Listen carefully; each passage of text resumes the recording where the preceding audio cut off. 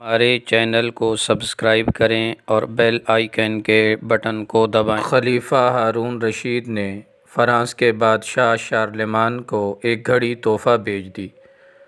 یہ گھڑی 4 میٹر اونچی خالص پیتل سے بنی تھی اور پانی کے زور پر چلتی تھی۔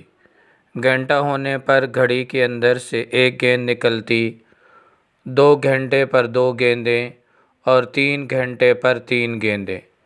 اس طرح ہر گھنٹے کے ساتھ ایک گیند کا اضافہ ہوتا تھا۔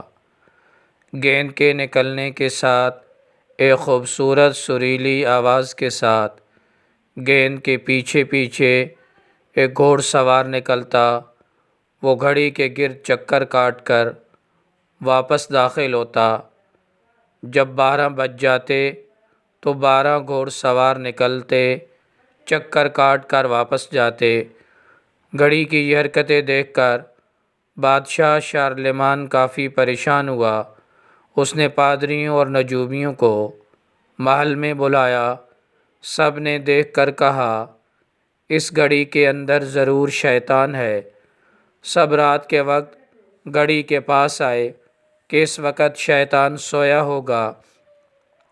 چنانچہ انہوں نے گھڑی کھول لی تو آلات کے سوا کچھ نہیں ملا، لیکن گھڑی خراب ہو چکی تھی۔